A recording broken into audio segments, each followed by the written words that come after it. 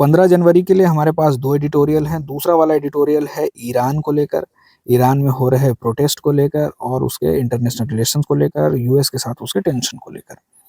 और पहला वाला एडिटोरियल है कंज्यूमर प्राइस इंडेक्स को लेकर। कंज्यूमर प्राइस इंडेक्स यानी उपभोक्ता मूल्य सूचकांक, ये इंडेक्स हमें बताता है कि हमारे देश में जो आम लोग हैं उनके रोज़मर्रा के जीवन में जो चीज़ें उन्हें खरीदने के लिए खर्चा करना पड़ता है, उसमें कितनी महंगाई है, उन चीज़ों की कीमतें बढ़ी है या कम हुई हैं, उसे कितना ज़्यादा खर्चा करना पड़ेगा या करना पड़ा है।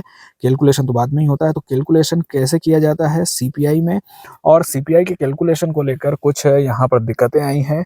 जो महंगाई सीपीआई में कैलकुलेट हो रही है, जो आंकड़े महंगाई बता रहे हैं, वो आंकड़े सही नहीं है, क्योंकि ग्राउंड पे ज़्यादा महंगाई महसूस की जा रही है और उपभोक्ताओं को अपनी ज़रूरतों की चीज़ों को खरीदने के लिए जो सीपीआई का बास्केट है, उन चीज़ों को खरीदने के लिए ज़्यादा पैसे खर्च करने पड़ रहे हैं। लेकिन जो महंगाई महसूस की जा रही है, वो महंगाई सीपीआई के आंकड़ों में महसूस नहीं हो रही है। 2025 में दिसंबर में जो आंकड़ा आया है सीपीआई का, वो 2012 के जो बेस ईयर के आधार पर हमारी सीरीज चल रही है, सीपीआई की सीरीज, उसके आधार पर आया है। और ये आखिरी है जो 2012 के बेस ईयर पर आया है। 2026 का जो पहला महीना जनवरी, उसमें जो सीपीआई का कैलकुलेशन होगा, वो कंज्यूमर प्राइस इंडेक्स कैलकुलेट होगा 2024 के आधार पर, मतलब बेस ईयर चेंज हो जाएगा।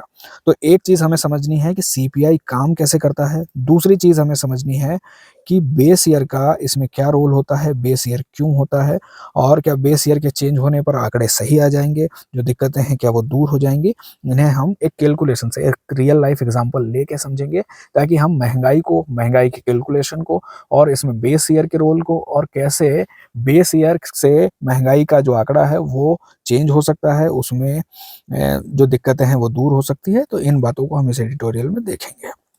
दिसंबर 2025 में जो महंगाई बताई जा रही है, सीपीआई ने जो हमें बताया है कि महंगाई है 1.33%, 1.33% महंगाई है।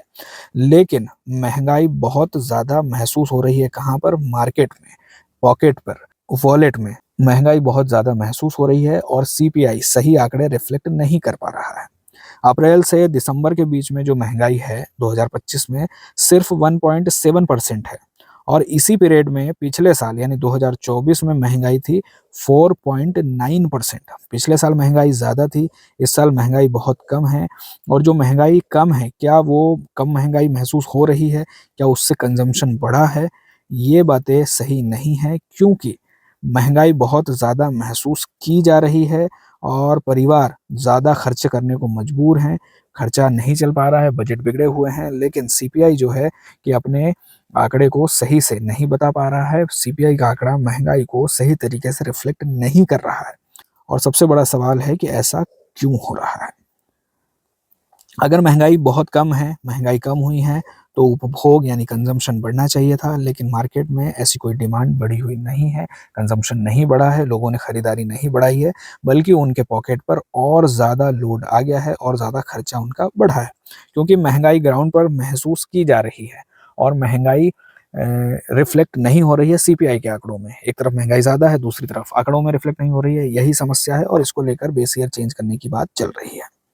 आरबीआई का डेटा, आरबीआई का सर्वे यानी इन्फ्लेशन एक्सपेक्टेशन सर्वे भी कह रहा है कि महंगाई बहुत ज़्यादा महसूस हो रही है, और सीपीआई महंगाई को बहुत कम बता रहा है। और जो आने वाला समय है, मतलब आने वाले 3 महीनों में महंगाई और ज़्यादा बढ़ने की आशंका है। लेकिन महंगाई सही से रिफ्लेक्ट नहीं हो पा रही है, यही सबसे बड़ी समस्या है सीपीआई की और सीपीआई के बेस ईयर की। महंगाई न सिर्फ बढ़ रही है, बल्कि बहुत तेज़ी से बढ़ रही है, और सीपीआई का जो डेटा है, सीपीआई का जो कैलकुलेशन है, महंगाई को बहुत कम बता रहा है। अब ऐसा क्यों हो रहा है, उसको समझने के लिए हमें सबसे पहले समझना होगा कि सीपीआई कैसे काम करता है और सीपीआई में महंगाई को कैसे कैलकुलेट किया जाता है। तो सीपीआई कैसे काम करता है, अगर हमें पता चलेगा कि सीपीआई कैसे काम करता है, तो हम महंगाई को भी समझ पाएँगे, महंगाई के कैलकुलेशन को भी समझ पाएँगे, और महंगाई में बेस ईयर का क्या रोल होता है, उसको भी समझ पाएँगे। तो सबसे पहले अगर हमें सीपीआई निकालना है, कंज्यूमर प्राइस इंडेक्स निकालना है, तो हमें देखना होगा कि कंज्यूमर कहाँ पर पैसा खर्च कर रहा है। जिन चीज़ों पर भी पैसा सामान्यतः सारे कंज्यूमर, सभी लोग खर्च करते हैं, उन चीज़ों को इस बास्केट में रखा जाता है। इसके लिए खाना हो सकता है, कपड़े हो सकते हैं, फ्यूल हो सकता है और दूसरी चीज़ें हो सकती हैं। तो इन सभी चीज़ों की मार्केट में हम कीमतें पता करेंगे, कीमत पता करने के बाद उन सभी कीमतों को जोड़ देंगे और उसके बाद हमें यहाँ पर एक वैल्यू मिलेगी। हर साल के लिए हम ऐसा ही करते हैं। कंज्यूमर प्राइस इंडेक्स है, कंज्यूमर प्राइस इंडेक्स का एक बास्केट है, बास्केट में बहुत सारी चीज़ें हैं। इन चीज़ों की ज़रूरत हर उपभोक्ता को होती है, हर कंज्यूमर को होती है और इन सभी चीज़ों की कीमत लोगों के बजट पर असर डालती है, लोगों की जेब पर असर डालती है और लोगों का खर्चा इन्हीं चीज़ों को खरीदने में होता है। अब मान लो हमने सारी चीज़ों की कीमतें निकाली और उन चीज़ों की कीमत है 10,000 रुपए। 10,000 रुपए है और उसे एक बेस ईयर के साथ जोड़ दिया जाता है। अब बेस ईयर के साथ क्यों जोड़ दिया जाता है? बेस ईयर के साथ इसलिए जोड़ते हैं ताकि हम बेस ईयर के साथ इस साल की कीमतों को कंपेयर कर सकें, ताकि कंपेयर करने के बाद हम बता सकें कि इस साल महँगाई कितनी है। बेस ईयर की ज़रूरत इसलिए होती है ताकि हम उससे कंपेयर कर सकें और उसके आधार पर महँगाई को कैलकुलेट कर सकें। तो हमारे एग्ज़ाम्पल में 2012 बेस ईयर है और बेस ईयर में मतलब 2012 में कंज़्यूमर प्राइस इंडेक्स में जो बास्केट है, उस बास्केट में जो चीज़ें हैं, उन्हें खरीदने के लिए मान लीजिए हमें 10,000 रुपए की ज़रूरत होती है। 10,000 रुपए हमें लगते हैं उस बास्केट को खरीदने में। अब हम इसे एक वैल्यू दे देते हैं, ये है 100। अब इसके आधार पर हम आने वाले सालों में महँगाई को कैलकुलेट करेंगे। 2013 का एग्ज़ाम्पल लेते हैं। 2013 में भी हमने हमारी जो बास्केट में जितनी भी चीज़ें हैं, उनकी सभी की कीमतों को मार्केट में जाके पता किया और उनको जोड़ा और जोड़ने के बाद हमें पता चला कि उन चीज़ों को खरीदने के लिए अब 11,000 रुपए की ज़रूरत लगती है। 2012 में 10,000 रुपए की ज़रूरत लगती थी। 2013 में अब हमको उस बास्केट को खरीदने के लिए जिसे हम 10,000 रुपए में खरीद पाते थे, अब हमें 11,000 रुपए खर्च करने पड़ेंगे। तो इसके आधार पर सबसे पहले इन्फ्लेशन इंडेक्स कैलकुलेट होगा। इन्फ्लेशन इंडेक्स कैसे कैलकुलेट होता है? 2013 में इन्फ्लेशन इंडेक्स कैलकुलेट करने के लिए हम सबसे पहले 2013 की जो कीमतें हैं, 2013 का जो खर्चा है, उसको ऊपर लिखेंगे। उसके नीचे हम 2012 की कीमतें लिखेंगे, मतलब 2012 में जितना खर्चा होता था, उसको नीचे लिखेंगे क्योंकि इसके आधार पर हम इस साल का इंडेक्स कैलकुलेट कर रहे हैं। तो इस साल की जो कीमतें हैं, उनको ऊपर, जो बेस ईयर की कीमतें हैं, उनको नीचे और उनसे हम 100 का मल्टीप्लाई कर देंगे। 3 ज़ीरो से 3 ज़ीरो कैंसल, ये वाली ज़ीरो से ये वाली ज़ीरो कैंसल, 11 इंटू 10 110। तो 2013 के लिए हमारे पास जो इंडेक्स निकला वो है 110। अब 2012 बेस ईयर था और अगले ही साल 2013 में अगर हम 2012 के बेस के आधार पर महँगाई को निकालते हैं तो सीधा दिखाई दे रहा है कि यहाँ पर 10% महँगाई बढ़ी है। 2012 और 2013 के बीच में 10% महँगाई बढ़ी है क्योंकि 2012 में जिन चीज़ों को खरीदने के लिए बास्केट को सीपीआई की बास्केट को खरीदने के लिए हमें 10,000 रुपए की ज़रूरत होती थी, उसी बास्केट को 2013 में खरीदने के लिए हमें 11,000 रुपए की ज़रूरत होती है। अब 2014 साल आया। 2014 के साल में उन्हीं चीज़ों को खरीदने के लिए हमें 11,200 रुपए की ज़रूरत होती है। 2012 में 10,000, 2013 में 11,000, 2014 में 11,200 रुपए। अब सबसे पहले 2014 का इंडेक्स कैलकुलेट होगा। 2014 का इंडेक्स कैसे कैलकुलेट होगा? हमने अभी किया था। इंडेक्स कैलकुलेट होगा बेस ईयर के आधार पर। इंडेक्स कैलकुलेट होगा बेस ईयर के आधार पर। सबसे यहाँ पर यही बात ध्यान रखनी है हमें कि 2014 में सबसे पहले इंडेक्स कैलकुलेट होगा और इंडेक्स कैलकुलेट होगा बेस ईयर के आधार पर और इन्फ्लेशन 2014 की कैलकुलेट होगी 2013 के आधार पर। यहाँ पर क्लियर होना चाहिए ये बात कि सबसे पहले 2014 का इंडेक्स, इन्फ्लेशन इंडेक्स कैलकुलेट होगा 2012 से कंपेयर करके और फिर इन्फ्लेशन यहाँ पर कैलकुलेट होगी 2013 से कंपेयर करके। 2014 में जो हमारी बास्केट है उसकी कीमत है 11,200 रुपए, तो उसको ऊपर लिखेंगे और फिर बेस ईयर की जो कीमतें हैं उनको नीचे लिखेंगे और उनको कैलकुलेट कर देंगे 100 से। 2 ज़ीरो से 2 ज़ीरो कैंसल, यहाँ 2 ज़ीरो से 2 ज़ीरो कैंसल। ठीक? हमें इंडेक्स मिला 112। ये है इंडेक्स 2014 का और 2014 की जो महँगाई है, 2014 की महँगाई हमें मिलेगी इससे कंपेयर करके, 2013 से कंपेयर करके। तो 2013 में यहाँ पर हमारा इंडेक्स था 110, 2014 में हमारा इंडेक्स निकला 112।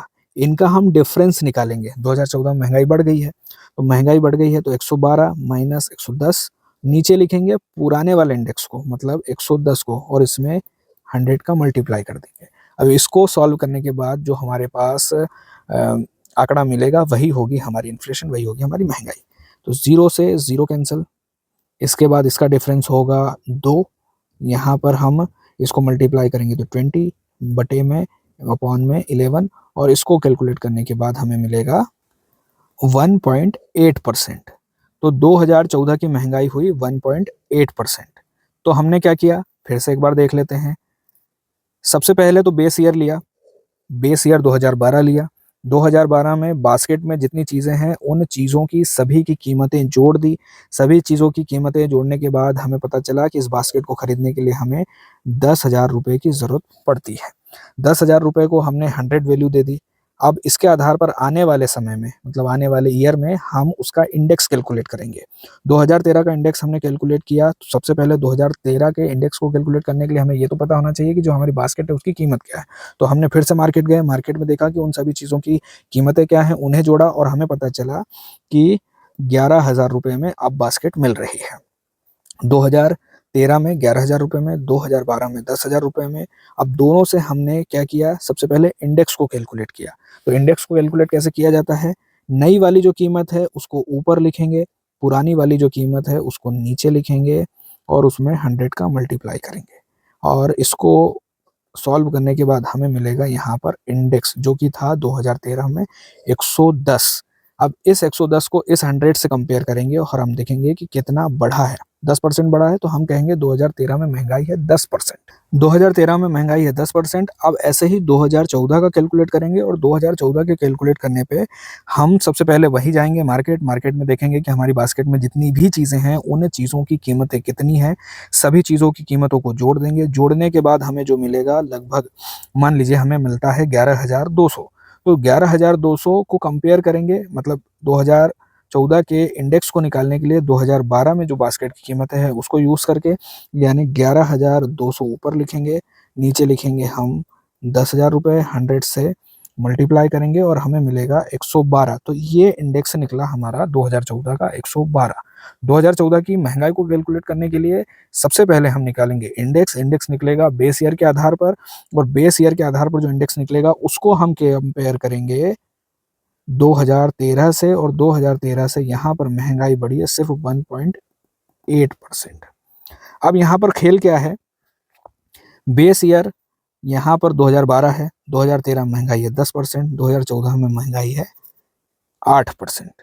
महंगाई अगर हम देखें 2014 की सीधे हम कैलकुलेट करें 2012 के आधार पर, 2012 से कंपेयर करेंगे तो लगभग 11-12% महंगाई निकलेगी। लेकिन महंगाई यहाँ पर 2013 से कंपेयर करने पर निकल रही है सिर्फ 1.8%। तो 2014 में महंगाई 2013 के आधार पर 10%, लेकिन वैसे महंगाई महसूस हो रही है, क्योंकि 2 साल पहले जिस व्यक्ति की इनकम जितनी थी 2014 में भी उतनी है, उसे यहाँ पर ये जो 10% महंगाई 2013 में बढ़ी थी उतना पैसा भी देना पड़ रहा है, और 2014 में जो महंगाई बढ़ी थी उतना पैसा भी देना पड़ रहा है। और ऐसा कब होता है, जैसे हमने 2013 का यहाँ पर एग्जाम्पल लिया, यहाँ पर हमने सपोज किया इसलिए यहाँ पर 10% महंगाई निकली, लेकिन वैसे 2 या 3% महंगाई यहाँ पर होनी चाहिए थी। वैसे ही आने वाले साल में भी 2 से 3% महंगाई यहाँ पर होनी चाहिए थी। लेकिन जब किसी साल में, मतलब बेस ईयर के आधार पर कैलकुलेट करते हुए किसी साल में, किसी ईयर में बहुत ज़्यादा महंगाई बढ़ जाती है, और फिर उसके बाद अगर महंगाई उतनी ही रहती है या उससे थोड़ी सी ज़्यादा भी बढ़ती है, तब भी महंगाई बहुत ज़्यादा महसूस होती है। कैसे? फिर से इसको एक रियल एग्जांपल से देखते हैं कि अभी जो सीपीआई के इंडेक्स में दिक्कतें आ रही हैं उनमें क्या दिक्कतें हैं। मान लीजिए यहाँ पर ये है 2012, फिर 15, 20, ये है 24 और ये है 25। 2012 के बेस के आधार पर धीरे-धीरे महंगाई बढ़ रही थी, लेकिन 2020 में कोरोना आया और अचानक महंगाई अचानक बढ़ गई। उसके बाद फिर से महंगाई वही चलने लगी, मतलब जो बढ़ी हुई कीमतें थी वापस से कम नहीं हुई, और बढ़ी हुई महंगाई के साथ हम आगे बढ़े, और हमने इस बढ़ी हुई महंगाई को महसूस भी किया। हमने महसूस किया सारी चीज़ों की कीमतों में, रेंटल इनकम में, फ्यूल की प्राइस में और खाने की कीमतों में। इन सभी में हमने इस बढ़ी हुई महंगाई को महसूस किया है, और हमने इसके लिए ज़्यादा खर्चा भी किया है। अब यहाँ पर 2024 में मान लेते हैं कि महंगाई बहुत ज़्यादा बढ़ी हुई है, और 2024 के आधार पर 2025 में महंगाई मामूली सी बढ़ती है। 2024 के बेस पर 2025 में महंगाई बहुत ज़्यादा कम यहाँ पर दिखाई दे रही है, बहुत कम है। लेकिन ओवरऑल महंगाई जब हम देखते हैं तो बहुत ज़्यादा है। आंकड़ों में ये जो छोटी महंगाई है, यहाँ पर जो दिख रही है 2024 से कंपेयर करने के बाद, वो हमें यहाँ पर कम महंगाई दिखाई दे रही है। लेकिन असली महंगाई जो है, वो है कुल महंगाई के बहुत ज़्यादा, मतलब जो आंकड़े हैं उस आंकड़े से बहुत ज़्यादा महंगाई है। और ये जो महंगाई है 2025 में, ये बहुत ज़्यादा है जो हमें महसूस हो रही है, लेकिन आंकड़ा सिर्फ कम दिखा रहा है और 2024 के आधार पर दिखा रहा है, इसलिए महंगाई बहुत कम दिखाई दे रही है। और यही कारण है कि 2012 को बेस ईयर से हटाने की बात की जा रही है, क्योंकि 2012 से लेकर 2024 के बीच में कीमतें एक स्थिर दर से नहीं बढ़ी, बल्कि स्थिर दर से बढ़ते हुए अचानक बढ़ी और फिर वही महंगाई हमेशा के लिए रह गई, ठहर गई। और ये जो बढ़ी हुई महंगाई है बहुत ज़्यादा दिखाई दे रही है, लेकिन आंकड़ों में नहीं दिखाई देती, क्योंकि आंकड़ों में सिर्फ पिछले साल से कैलकुलेट किया जाता है और पिछले साल के आधार पर जब हम कैलकुलेट करते हैं तो 2024 की जो बढ़ी हुई महंगाई है उसके आधार पर बहुत कम बढ़ी हुई महंगाई दिखाई देती है, लेकिन ओवरऑल महंगाई बहुत ज़्यादा है। इसलिए बेस ईयर को चेंज करना पड़ेगा और बेस ईयर को चेंज करके 2024 जब किया जाएगा तो उसके आधार पर जब भी इन्फ्लेशन कैलकुलेट होगा, स्थिर दरों से इन्फ्लेशन कैलकुलेट होगा और सही आंकड़े हमें दिखाई देंगे। और ऊपर से भारत इतना बड़ा देश है कि भारत के हर एक कोने में कंजम्पशन का पैटर्न अलग है।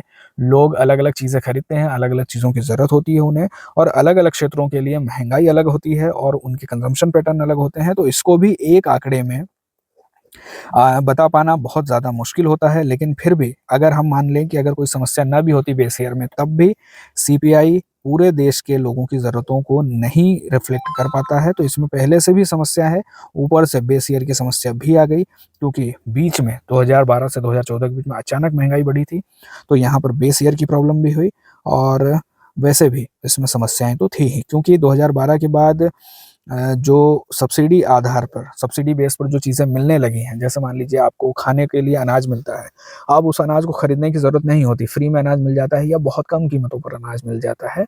तो इस अनाज का खर्चा अब सीपीआई में तो कैलकुलेट होगा नहीं, क्योंकि आपको उस चीज़ को खरीदने की ज़रूरत नहीं होती। उसके बाद हम देख रहे हैं कि पहले 2012 में उतने ज़्यादा स्मार्टफ़ोन नहीं थे हमारे यहाँ, डिजिटल फ़ोन का उतना पेनिट्रेशन नहीं था, लेकिन उसके बाद बढ़ा है और उसका खर्चा भी ज़्यादा बढ़ा है और उसको सीपीआई में बहुत ज़्यादा वेटेज नहीं दिया है। फिर हम देखते हैं कि रेंट की जो कीमतें हैं, रेंट बहुत ज़्यादा बढ़ा है और रेंट को भी ज़्यादा भार नहीं है। खाने को बहुत ज़्यादा वेटेज है, जबकि खाना अब सब्सिडी के आधार पर जो हमारे फूड डिस्ट्रीब्यूशन सिस्टम में और 5 किलो जो ये अनाज है, जो लोगों को मिल रहा है, उसने काफ़ी ज़्यादा राहत दी है। इसलिए अब सही आधार पर सही चीज़ों का फिर से सर्वे करके, फिर से सही वेटेज देकर फिर से हमें एक नई सीरीज़ बनानी होगी, जो जनवरी से आएगी। 2024 उसका बेस ईयर होगा और यही बात है कि पूरी समस्या फिर नए बेस ईयर से जब कैलकुलेट होगी, तो सारी समस्याएँ इसमें दूर हो जाएँगी। शॉर्ट में कहानी ये है कि नया बेस ईयर आने वाला है। सीपीआई की ये जो सीरीज़ चल रही है 2012 के आधार पर, 2025 उसका आखिरी महीना था। नया वेटेज होगा और नया बेस ईयर होगा। 2025 में दिसंबर में जो महँगाई थी 1.33% थी, बहुत ज़्यादा कम दिखाई दे रही है, क्योंकि 2024 के आधार पर कैलकुलेट की जा रही है और 2024 में बढ़ी हुई महँगाई थी और उसके बाद थोड़ी-सी महँगाई बढ़ी है, लेकिन महसूस ज़्यादा हो रही है। 2012 के आधार पर जो सीरीज़ चल रही है, सही आंकड़े नहीं बता पा रही है, इसलिए बेस चेंज करना है, इसलिए वेटेज चेंज करना है। बाकी ये सारी चीज़ें हम एडिटोरियल में देख चुके हैं, आप इस शॉर्ट नोट्स को यहाँ से पढ़ सकते हैं। अभी जो सीपीआई में जो वेटेज है, फूड और बेवरेज को बहुत ज़्यादा वेटेज है, जबकि इनका खर्चा लोगों को खरीदने के लिए इनका जो खर्चा होता है वो कम हुआ है, क्योंकि सब्सिडी आधारित, सब्सिडी बेस्ड फूड मिलने लगा है, सब्सिडी बेस्ड अनाज मिलने लगा है, इसके लिए उनका खर्चा कम हुआ है। जबकि सीपीआई में ये जो वेटेज है बहुत ज़्यादा है। तो हमें यहाँ पर उन चीज़ों को वेटेज देना होगा जिनके लिए लोग खर्चा करते हैं, तब जाकर हम सही से लोगों के जेब पर जो पड़ने वाला भार है, उसको हम कैलकुलेट कर पाएँगे, उसको हम समझ पाएँगे। मेंस के लिए यहाँ से सवाल हो सकता है कि आधिकारिक सीपीआई महंगाई दर कम होने के बावजूद परिवारों को उच्च मूल्य दबाव का अनुभव हो रहा है। भारत की वर्तमान उपभोक्ता मूल्य सूचकांक यानी सीपीआई की जो सीरीज चल रही है, उसकी सीमाओं की यानी उसकी कमियों की चर्चा कीजिए। स्पष्ट कीजिए कि आधार वर्ष और भारांकों को अपडेट करने से महंगाई मापन और नीति निर्माण की प्रभावशीलता कैसे बढ़ सकती है। इसी बात को हमने एडिटोरियल में समझा है और उसे हमको यहाँ पर लिखना है। दूसरा वाला एडिटोरियल है ईरान में क्राइसिस को लेकर। ईरान में बड़े पैमाने पर विरोध प्रदर्शन हो रहे हैं। क्यों विरोध प्रदर्शन हो रहे हैं? क्योंकि वहाँ पर बहुत ज़्यादा समस्याएँ लोगों को महसूस हो रही हैं, लोगों को बहुत ज़्यादा समस्याओं का सामना करना पड़ रहा है। एक तरफ हम देख रहे हैं कि ईरान में जो शासन व्यवस्था है, बहुत ज़्यादा रूढ़िवादी है, बहुत ज़्यादा सख्त है। वहाँ पर लोगों को यह बताया जाता है कि उन्हें क्या पहनना है, कैसे पहनना है, बाहर कैसे जाना है। तो इस तरह की जो बातें हैं, उसको लेकर भी लोगों में नाराज़गी है और जब भी कहीं पर विरोध प्रदर्शन होता है, तो उन विरोध प्रदर्शनों के पीछे सिर्फ़ एक कारण नहीं होता, बहुत सारे कारण इकट्ठे होते चले जाते हैं और फिर अचानक एक कारण होता है जिसके कारण ये सारा विरोध प्रदर्शन अचानक सामने होता है, मतलब एक बम की तरह फट पड़ता है और ईरान में न सिर्फ बड़े शहरों में बल्कि छोटे कस्बों में भी विरोध प्रदर्शन हो रहे हैं। ये पूरी कहानी शुरू हुई थी 28 दिसंबर को। वहाँ का जो बाजार है उसके दुकानदारों ने हड़ताल शुरू की थी क्योंकि रियाल की कीमत बहुत ज़्यादा कम हो गई है। डॉलर के मुकाबले लगभग 15 लाख, 1 डॉलर के लिए 15 लाख रियाल की कीमत हो गई है और इसको लेकर जो वहाँ के व्यापारी हैं, बहुत ज़्यादा परेशान हैं। वैसे ही पहले से ही ईरान के ऊपर सैंक्शन लगे हैं, ईरान दूसरे देशों के साथ व्यापार नहीं कर सकता था। फिर भी यदि कुछ व्यापार होता था, क्योंकि जब सैंक्शन लगे हैं यूएस के, तो यूएस के दबाव के चलते दूसरे देश भी ईरान के साथ व्यापार नहीं करते हैं और जब ईरान के साथ व्यापार नहीं करते हैं, जैसे 2019 से पहले भारत और ईरान के बीच में लगभग 15 बिलियन डॉलर का व्यापार था। ईरान से कुल जो तेल निर्यात होता था, उसमें दूसरा सबसे बड़ा जो आयातक था, वो भारत देश था। और अब सैंक्शन के बाद रियाल की डिमांड कम हुई है और डिमांड कम होने के साथ-साथ वहाँ पर रियाल की वैल्यू बहुत ज़्यादा गिर गई है। 1 डॉलर के बदले देना पड़ता है लगभग 1.5 मिलियन रियाल।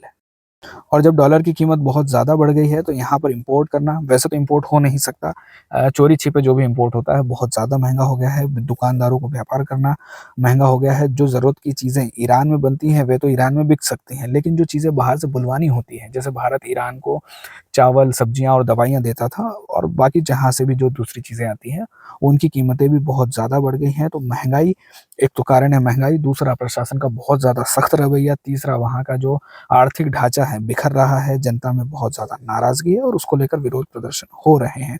गहरा असंतोष है लोगों में।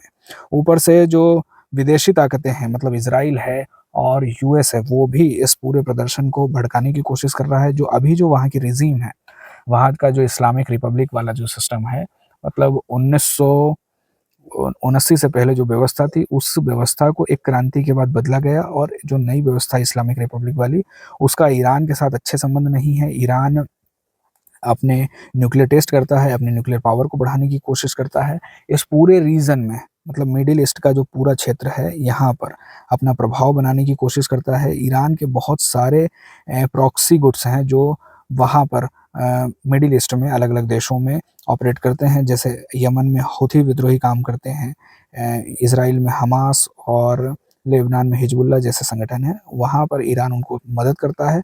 और ऐसे संगठन, वहाँ की जो सरकारें हैं, जैसे सऊदी अरेबिया है, और सऊदी अरेबिया और यूएस के संबंध काफ़ी ज़्यादा अच्छे हैं और ईरान का प्रभाव यूएस नहीं चाहता कि कहीं भी इस क्षेत्र में बढ़े, इसलिए वहाँ पर न्यूक्लियर टेस्ट को लेकर भी नाराज़गी है दोनों देशों में और इनके आर्थिक और सुरक्षा हित भी आपस में टकराते हैं। इसको लेकर भी US, Saudi Arabia, Iran, Israel, इनमें आपस में बनती नहीं है और इसको लेकर भी ईरान में जो विरोध प्रदर्शन हो रहे हैं, बार-बार उन विरोध प्रदर्शनों को यूएस भड़काने की कोशिश कर रहा है। इज़राइल की जो वहाँ की खुफिया एजेंसी है मोसाद, मोसाद भी इसमें इसके पीछे उसका हाथ माना जा रहा है, उसकी प्रेजेंस ग्राउंड पर बताई जा रही है।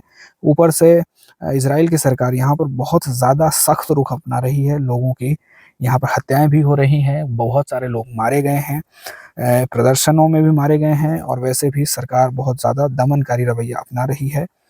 और इज़राइल की जनता वहाँ पर जो पुराने शासक हैं, उन्हें वापस लाने की बात कर रही हैं, क्योंकि जो एक्साइल में वहाँ के जो शासक हैं पुराने रह रहे हैं, उनके वंशज रह रहे हैं यूएस में, तो उन्हें वापस लाने की बात हो रही है और इस व्यवस्था को फिर से एक बार परिवर्तन करने की बात की जा रही है। हालाँकि हम यह नहीं कह सकते हैं कि वहाँ की जो सरकार है, जो अभी वर्तमान सरकार है, अकेली पड़ चुकी है। 2024 में जो चुनाव हुए थे उसमें 50% लोगों ने इस व्यवस्था पर भरोसा करके वोट दिया था और हज़ारों लोगों ने इनके पक्ष में रैलियाँ भी निकाली।